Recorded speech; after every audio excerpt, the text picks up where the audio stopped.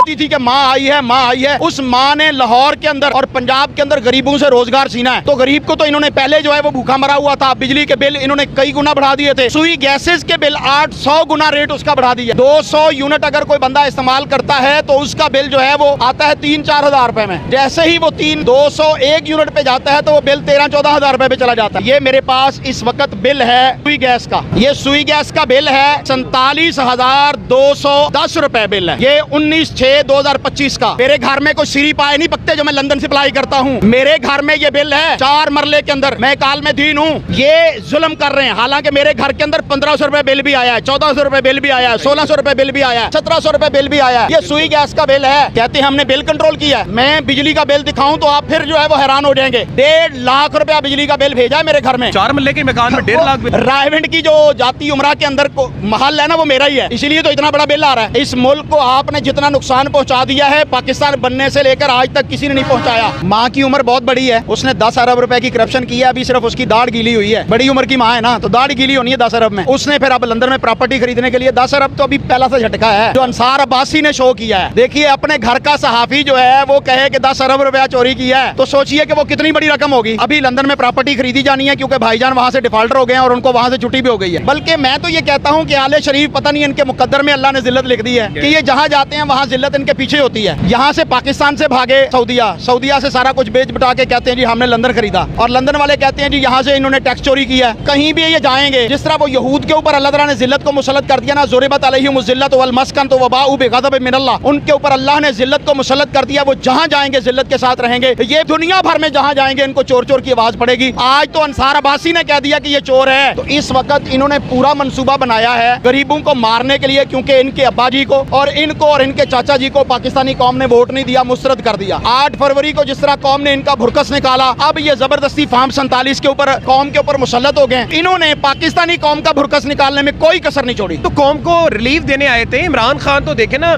वो तो कौम क्या बड़ा गर्क कर रहा था। मुझे तो आप भी पटवारी लग रहे हैं कि उस वक्त पेट्रोल 150 रुपए महंगा था और आज तकरीबन 300 रुपए के करीब है, वो सस्ता है। उस वक्त चीनी जो है वो 80 रुपए महंगी थी और आज 200 रुपए किलो बिल्कुल सस्ती है। को खुदा से डरिए यार। इस वक्त इन्होंने महंगाई का जो है वो जिन नहीं अबू लहब जो है वो बाहर निकाल दिया है। पाकिस्तान की तारीख में पहली दफा ऐसा हुआ है कि ये कहते हैं कि हमने महंगाई खत्म कर दी। बहावलपुर के अंदर एक औरत रोटी ना मिलने की वजह से, भूख की वजह से मर गई है। अगर आप कहते हैं कि हमने महंगाई को खत्म किया है तो होना तो ये चाहिए था कि इस वक्त चीनी जो है वो 50 रुपए किलो मिल रही होती, क्योंकि ये चीनी माफिया है। चीनी माफिया होने की वजह से इस वक्त चीनी 200 रुपए किलो मिल रही है। मुर्गी जो है ये मुर्गी माफिया है, मुर्गी 800 रुपए किलो तक पहुंची हुई है।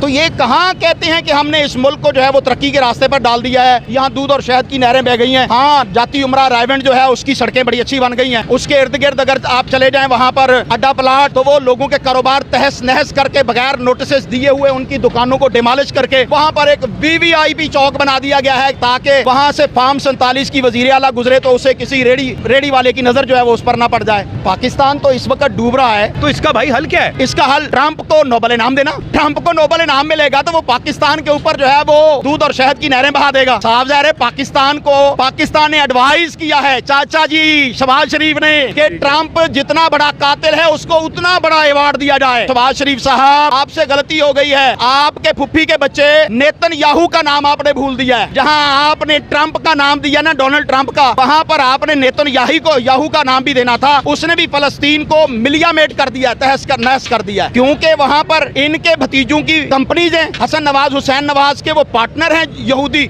इसलिए शायद उसका नाम नहीं दिया कि कहीं वो और मजीद तरक्की ना कर जाए, क्योंकि चाचा भतीजा में तो आपस में लड़ाई चलती है ना। हल एक ही बंदे के पास है, अल्लाह की रहमत और तौफीक के साथ, जो अडयाला जेल में बेगुनाह कैदी इमरान खान बैठा है। इमरान खान इस मुल्क के अंदर अवाम का खैर खा है। उसके ऊपर कोई केस मेरिट के ऊपर मौजूद नहीं है। यहाँ अदलिया को डिमोलिश कर दिया गया, यहाँ जजेस को जो है वो खरीद लिया गया, घर की लौंडी बना लिया गया। कोई केस इमरान खान का लगता नहीं है। अगर इमरान खान का कोई एक केस भी उसकी डेट पर लग जाए ना, इमरान खान आधे घंटे में बाहर आता है, क्योंकि इन्हें डर है। फैसलाबाद का मुच्छड़ है ना, उसने कहा है कि अगर इमरान खान बाहर आएगा तो हमें घसीटेगा। हम चाहते हैं जितनी देर ये अंदर रह लाए हम बाहर मौज कर लें। जितनी देर इमरान खान को अंदर रखोगे तुम्हारी नस्लों को उतना ज्यादा जो है वो चित्र परेट हो। रोटी का जिम्मा तो अल्लाह ताला ने लिया हुआ है। वो तो किसी को भी, इंसान तो दूर की बात है, किसी आम मखलूकात को भी जो है वो भूखा नहीं सोने देगा। लेकिन इस वक्त जो हालात है पाकिस्तान के अंदर पिछले 2 से 3 साल के अंदर, जिस तरह गरीब बंदे का जो है वो त्राह निकाल दिया गया है, या उसका बिल्कुल ही खाता गोल कर दिया गया, वो तो बहुत मुश्किल है। ठीक है, ये तो मरीम नवाज तो हुकूमत सर, ये तो आवाम की मुफाद हुकूमत थी, ये सबकी माँ है सर जी, आप कैसे कह सकते हैं यहाँ पर ये काम हो रहे हैं? माँ की उम्र बहुत बड़ी है, उसने 10 अरब रुपए की करप्शन की है, अभी सिर्फ उसकी दाढ़ गीली हुई है। बड़ी उम्र की माँ है ना, तो दाढ़ गीली होनी है 10 अरब में। अच्छा। तो उसका जो है, क्योंकि उसने कहा था कि मेरी लंदन में प्रॉपर्टी नहीं है, भाई उसका वहाँ से डिफ़ॉल्टर हो गया है और उसने फिर अब लंदन में प्रॉपर्टी खरीदने के लिए 10 अरब तो अभी पहला सा झटका है जो अंसार अब्बासी ने शो किया है। हाँ। देखिए, अपने घर का सहाफ़ी जो है वो कहे कि 10 अरब रुपया चोरी किया है, ठीक है, तो सोचिए कि वो कितनी बड़ी रकम होगी। बिल्कुल ठीक, तो अभी लंदन में प्रॉपर्टी खरीदी जानी है क्योंकि भाईजान वहाँ से डिफ़ॉल्टर हो गए हैं और उनको वहाँ से छुट्टी भी हो गई है। बिल्कुल ठीक। बल्कि मैं तो ये कहता हूँ कि आले शरीफ, पता नहीं इनके मुकद्दर में अल्लाह ने ज़िल्लत लिख दी है ठीक है। कि ये जहाँ जाते हैं वहाँ ज़िल्लत इनके पीछे होती है। यहाँ से पाकिस्तान से भागे सऊदीया से सारा कुछ बेच बटा के कहते हैं जी हमने लंदन खरीदा, और लंदन वाले कहते हैं जी यहाँ से इन्होंने टैक्स चोरी किया है। हाँ। कभी कुछ तो कहीं भी ये जाएंगे, जिस तरह वो यहूद के ऊपर अल्लाह ताला ने ज़िल्लत को मुसल्लत कर दिया ना, ज़ुरिबत अलैहिमुज़ ज़िल्लत वल मस्कन तो वबाउ बिग़ज़ब मिनल्लाह, उनके ऊपर अल्लाह ने ज़िल्लत को मुसल्लत कर दिया। वो जहाँ जाएंगे ज़िल्लत के साथ रहेंगे। ये दुनिया भर में जहाँ जाएंगे इनको चोर चोर की आवाज़ पड़ेगी। आज तो अंसार अब्बासी ने कह दिया कि ये चोर है, जो कहती थी कि माँ आई है, माँ आई है। उस माँ ने लाहौर के अंदर और पंजाब के अंदर गरीबों से रोज़गार छीना है।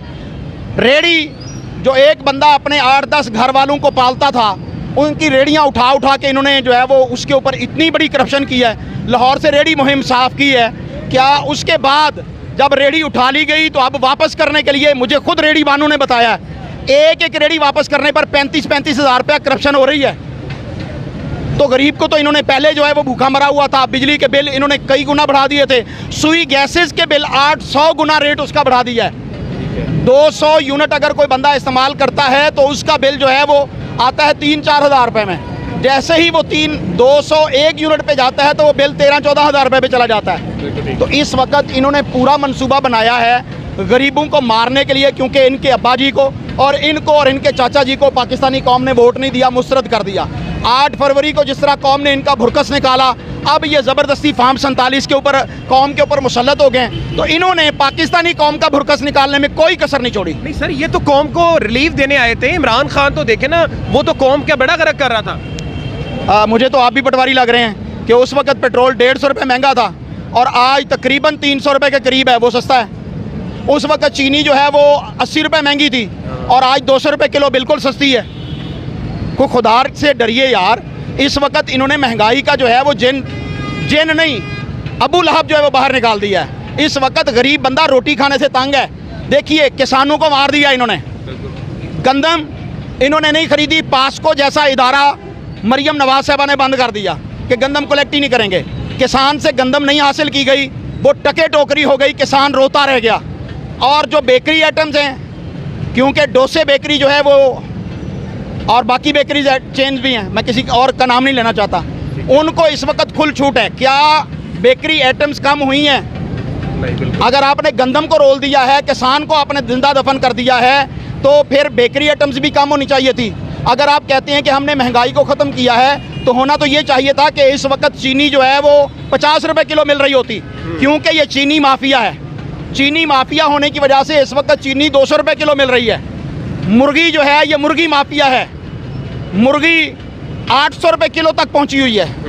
तो ये कहाँ कहते हैं कि हमने इस मुल्क को जो है वो तरक्की के रास्ते पर डाल दिया है। यहाँ दूध और शहद की नहरें बह गई हैं। हाँ, जाती उमरा रायवेंड जो है उसकी सड़कें बड़ी अच्छी बन गई हैं। उसके इर्द गिर्द अगर आप चले जाएं वहाँ पर अड्डा प्लाट, तो वो लोगों के कारोबार तहस नहस करके बगैर नोटिस दिए हुए उनकी दुकानों को डिमोलिश करके वहाँ पर एक VVIP चौक बना दिया गया है, ताकि वहाँ से फार्म 47 की वज़ीर आला गुजरे तो उसे किसी रेडी वाले की नज़र जो है वो उस पर ना पड़ जाए।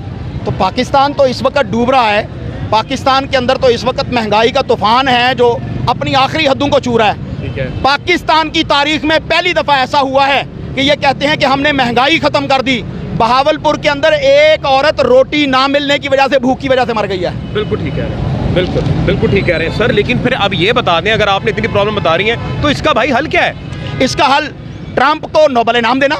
अच्छा भाई, ट्रंप को नोबेल इनाम मिलेगा तो वो पाकिस्तान के ऊपर जो है वो दूध और शहद की नहरें बहा देगा। अच्छा। साफ ज़ाहिर है पाकिस्तान ने एडवाइस किया है चाचा जी शहबाज शरीफ ने कि ट्रंप जितना बड़ा कातिल है उसको उतना बड़ा अवार्ड दिया जाए।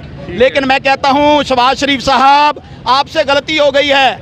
आपके फुफ्फी के बच्चे नेतन्याहू का नाम आपने भूल दिया है। जहां आपने ट्रंप का नाम दिया ना, डोनाल्ड ट्रंप का, कि उसको जो है वो अवार्ड दिया जाए, नोबेल प्राइज अवार्ड, वहां पर आपने नेतन्याहू का नाम भी देना था। उसने भी फ़लस्तीन को मिलियामेट कर दिया, नहस कर दिया है।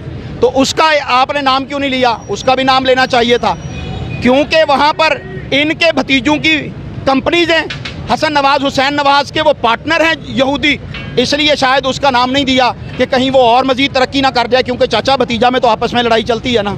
सर लेकिन मेरी बात सुने, ये इस वक्त बात ये कर रहे हैं कि महंगाई ठीक है कर रही है, लेकिन हमने कंट्रोल कर लिया है, बिलों पे हमने रिलीफ देने का सोचा हुआ है, हमने बड़ा कुछ किया हुआ है, ये इस वक्त हुकूमत कह रही है। सर बिलों पे रिलीफ की बात करेंगे तो मैं आपके सामने एक बिल रखता हूं, मैं आपसे पूछता हूं ये रिलीफ है, क्या आप ये बिल दिखा सकेंगे? ये मेरे पास इस वक्त बिल है सुई गैस का, ये दिखाइएगा जी कैमरामैन साहब। ये सुई गैस का बिल है, 47,210 रुपये बिल है। ये 19/6/2025 का 47,210 रुपये। 4 मरले का मेरा घर है। मेरे घर में कोई सीरी पाए नहीं पकते जो मैं लंदन से अप्लाई करता हूँ। मेरे घर में ये बिल है 4 मरले के अंदर। मैं काल में दीन हूँ। ये जुल्म कर रहे हैं। हालांकि मेरे घर के अंदर 1500 रुपये बिल भी आया है, 1400 रुपये बिल भी आया है, 1600 रुपये बिल भी आया है, 1700 रुपये बिल भी आया है। ये सुई गैस का बिल है। मतलब कि इससे पहले कहीं नहीं आया। अगर आप देखें तो पहले जो बिल है वो 5000, 3000, 7000, इससे ज़्यादा कोई बिल नहीं थे। लेकिन पिछले महीने का 39,800 रुपया बिल दिया है। 39,800 रुपया। कहते हैं हमने बिल कंट्रोल किया है। मैं बिजली का बिल दिखाऊं तो आप फिर जो है वो हैरान हो जाएंगे। 1.5 लाख रुपया बिजली का बिल भेजा है मेरे घर में। सर आप कितने मरले का आपका मकान है? 4 मरले के मकान में 1.5 लाख बिल।